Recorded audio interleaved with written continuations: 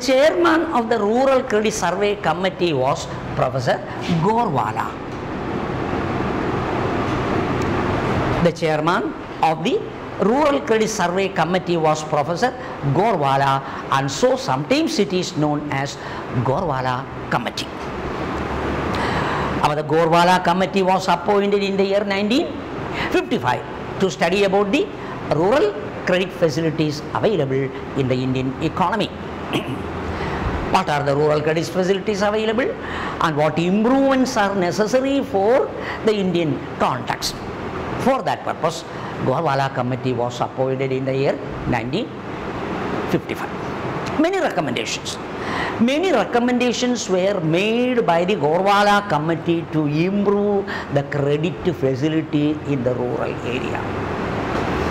For the rural credit facility, many alteration and improvement in the structure was necessary. That was a recommendation made by the Gorwala Committee. And one of the recommendation was that nationalize Imperial Bank of India. Nationalize Imperial Bank of India. This Imperial Bank of India under the private sector. It was working under the private sector, and the recommendation was nationalize. Take over the control as well as the ownership. That means take over the control as well as the ownership of the private Imperial Bank by government by nationalization. By nationalization process, convert the ownership as well as the control from the private sector to the public sector. One of the most important recommendation made by the Rural Credit Survey Committee. Not only that, after nationalization, wide branches of the banks should be established in the rural area. Large number of network of branches of the bank should be established in the rural area, provide more and more rural credit facilities. Farmers and a lower section of the population, more rural credit facilities should be permitted by the nationalized bank. Imperial Bank should nationalize and convert this as a public sector bank, open wide branches in the rural area, provide rural credit facility to lower weaker section of the population by the bank. That was one of the recommendation of the Gorwala Committee in the year 1955. Government accepted. Immediately, government accepted this recommendation, and in the very same 1955 year itself, the bank was nationalized. Imperial Bank was nationalized in the very same 1955, and on conversion or nationalization, the name of the Imperial Bank was changed as State Bank of India. Then it was converted as a State Bank of India. Actually, State Bank of India by name established only in the year 1955. By name, State Bank of India was established only in the year 1955. But government nationalized public sector. Public sector commercial bank in 1955 established by name State Bank of India, and wide branches in the rural area were opened for rural credit facilities. Rural credit facilities it was. That was in the year 1955. First nationalization of commercial bank after the independence. After the independence, and so we have this State Bank of India established for rural credit facilities. By that time, at the very same time, there were 8 provincial government working in the Indian context at that time. Provincial government, provinces. There were 8 provinces, and the provincial government in the 8 regions we were having. And this 8 provincial government was doing government transaction through provincial government, provincial bank. There were 8 provinces and 8 provincial government And these 8 provincial government were doing government transaction through provincial banks. Government transaction, provinces also government. And so the provincial bank were doing government transactions of the province. 8 such number were existing in India at that time. In the year 1960, government nationalized all the 8 provincial banks. All the 8 provincial banks of that time nationalized by government in the year 1960 and declared as subsidiary banks of State Bank of India. Declared as subsidiary banks of State Bank of India and permitted government transaction through the subsidiary banks of State Bank of India also. Through the subsidiary banks of State Bank of India also, government transaction can be done. Similar to the State Bank of India doing the government transaction, the subsidiary banks can also do the same work, permitted. That was in which year? 1960. Then, subsequently in the year 1963, the 2 smallest subsidiary banks were amalgamated, merged into one. And these 2 merged was one State Bank of Jaipur and the other State Bank of Bikaner. State Bank of Bikaner and State Bank of Jaipur merged together. That was in 1963. So in the year 1963, the smallest of the subsidiary bank 2, namely Jaipur, State Bank of Jaipur as well as the State Bank of Bikaner merged together into one. About 8 reduced to 7 by the merger. 2 banks merged, and so that 8 provincial banks or 8 subsidiary banks from 1963 onwards came to 7 in number. 7 subsidiary banks. Then 2008, following, you know that since 1991, with the introduction of the new economic policy, government appointed another committee, that is Narasimham Commission. Narasimham Committee was appointed in 1991 after the introduction of the new economic policy. Narasimham was the former Reserve Bank of India governor. He was appointed to study about the banking structure of the Indian economy and make recommendations to suit the banking structure to the new economic policies.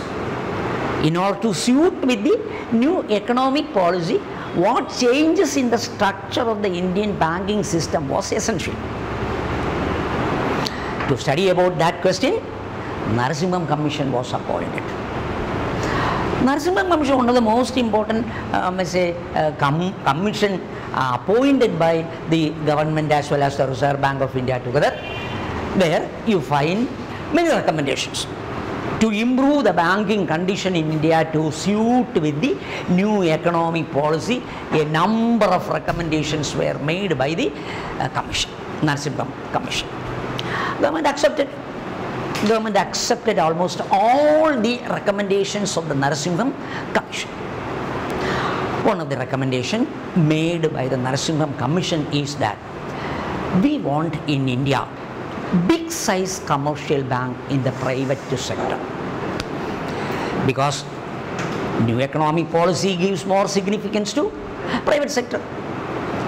And since we started thinking in big size with the NEP, new economic policy, with the starting of the new economic policy, we started thinking in big size. Therefore, to satisfy our big size objective, we want big size commercial bank in India, especially in the private sector. So it is said that private sector, big size companies, commercial banks are necessary, and establish big size commercial bank giving permission to the private sector, and through the process of mergers, small banks merged together. But through the process of mergers, establish big size company, or give permission, license to the private sector for the establishment of big size commercial banks in India. One of the recommendations made by the Narasimham Commission, which was accepted by government. And thus we find by 2008, the smallest of the subsidiary bank of State Bank of India at that time was State Bank of Saurashtra. State Bank of Saurashtra was one of the smallest subsidiary bank of State Bank existing at that time. It was merged with the State Bank of India. In which year? 2008. In the year 2008, the smallest subsidiary bank then was State Bank of Saurashtra, merged with the State Bank of India. So from 7 number reduced to 6. Now the subsidiary banks of State Bank of India from 7 reduced to 6 in number. 6 number in 2008. Then in 2010, subsequently, in 2010, the then smallest bank was State Bank of Indore, I-N-D-O-R-E, Indore, State Bank of Indore. That was the smallest subsidiary bank existing at that time. That bank merged with the State Bank of India in 2010.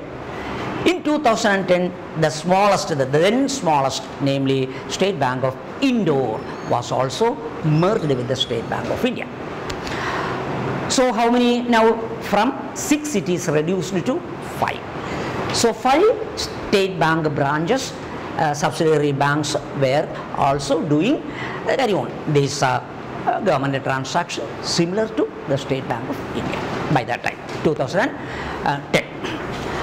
And we have now merged all the subsidiary banks. All the subsidiary banks of State Bank of India are merged in 2017, along with one more bank is merged. What is that? Along with the 5 subsidiary banks, one to merge was Women Bank, Mahila Bank. Mahila Bank or the Women Bank was also merged along with 5 to the State Bank of India. Which were the 5 State Bank, subsidiary bank, State Bank merged with the State Bank of India with the merger. First one, our State Bank of Travancore, SBT 1. Then State Bank of Mysore, State Bank of Hyderabad, State Bank of Hyderabad, State Bank of Patiala, State Bank of Jaipur. Jaipur and Buccaneer, same. State Bank of Jaipur, State Bank of Patiala, State Bank of Hyderabad, State Bank of Mysore, and our SBT. These were the 5 subsidiary banks to merge with the State Bank of India, along with which the other, that is Mahila Bank, also merged with the State Bank of India, and thus we have the biggest commercial bank of the Indian as well as the Asiatic region, State Bank of India. State Bank of India is now the biggest commercial bank in the Indian situation as well as the Asiatic region as a whole. In the Asiatic region as a whole, it is the biggest commercial bank, biggest of the commercial banks here.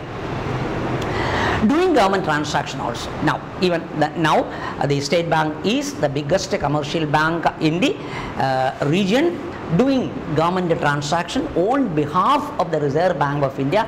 Wherever RBI is having no proper branches, the responsibility is to State Bank of India to deal with the government transaction. Government transactions are being done through the State Bank of India. That is the distinguishing feature of the State Bank of India as a commercial bank in India. Now it is a 50th largest commercial bank in the world also. In the world also we find 50th largest commercial bank is this State Bank of India. So that is the historical background as well as the present structure and the importance of the State Bank of India as a public sector commercial bank. Secondly, in the commercial bank sector, we may take all the other public sector commercial banks. SBI is also a public sector commercial bank. It was nationalized, and so it is also a public sector commercial bank. But all the other we may take it together as nationalized commercial banks. Nationalized commercial banks other than SBI. Nationalized commercial banks. All are public sector or nationalized commercial bank. Excluding State Bank of India, other commercial banks is what we are taking under the nationalized commercial bank. You know, the first nationalization in a larger scale was done in the year 1969, July 19. 1969, July 19, 14 major private commercial banks of India was nationalized. 14 major private commercial banks in India were nationalized by government ordinance with effect from July 19, 1969, which was an epoch-making incident in the Indian history, because not one or two, 14 bigger private commercial banks were taken over by government ownership as well as control, transferred from the private sector to public sector by means of an ordinance. It was protested, of course. It was protested at that time by the private sector, but government was strong to nationalize, and through an ordinance it was nationalized. Again in the year 1980 there was a second dose of nationalization. That was in the year 1980. Six more was nationalized in the year 1980, but subsequently one of the nationalized commercial bank, especially New Bank of India, the smallest of the nationalized commercial bank, New Bank of India, merged with the Punjab National Bank. About 14 plus 6, 20 minus 1. New Bank of India. New Bank of India, which was the smallest of the nationalized commercial bank, merged with the Punjab National Bank. So that from 20 public sector commercial bank, excluding SBI, 20 minus 1, it became 19 public sector commercial bank in India. So the question is, why such a large scale nationalization was essential, and in 1969 such a nationalization policy was adopted by government? Because of the reason that during the early days, prior to 1969, the private commercial banks were not opening any branches in the rural areas. We know maximum more than 62% of our population even today is residing in the rural areas. According to 2011 last census also, we find more than 62% of the total population even today is residing in rural area. But India means rural areas. More persons are in the rural area, and majority of them are farmers. Majority of them are farmers without any, may say, higher living standard. They are poverty-stricken persons living in the rural areas. And therefore, such a commercial bank, private sector commercial bank was not interested in opening their branches in the rural area because they are very poor persons. They have no propensity to save. They are leading only a hand-to-mouth existence. There is no excess money. They have no savings capacity. And to get a loan from the bank also, they have no gold ornaments to give as a mortgage. They have no landed property. And so, private commercial banks were not interested. They were not opening any branches in the rural area and only in the city sides. City and urban area, especially cities, they established their branches. And they were interested to give more and more industrial loan, commercial loan, business loan rather than agricultural and other lower section loan facility. They were giving no loans to farmers, whereas the majority of the Indians are farmers living in the rural area where there is no banking facility, unbanked area. Rural area was unbanked area and no facility was there to the rural people at that time. That was the reason. About the objective of nationalization is what? The main objective of nationalization is open wide branches in the rural area, provide financial credit facilities to farmers and other weaker section of the population, provide more and more provisions, more and more financial support to the weaker section, neglected, weaker, lower, downtrodden, grassroots level of population. They are supposed to be the most downtrodden class of person, and so grassroots level of population providing credit facility. To provide more and more credit facilities to the neglected weaker section, especially in the rural area, we require banking facility, and so that was the reason. That was the major objective of nationalization in the year 1969. So we find that even today, from 1969 onwards, a number of policy measures are being adopted by the nationalized commercial bank. Being the public sector commercial bank, they were adopting many policy schemes to the upliftment of the weaker section of the population, for providing accessible facility, credit facility, loan facility to the neglected lower weaker section of the population. Many schemes are being adopted by the nationalized commercial bank. You know, at that time in 1969 or subsequently, there was no such a word, but now we have a word, very most important objective of the central government.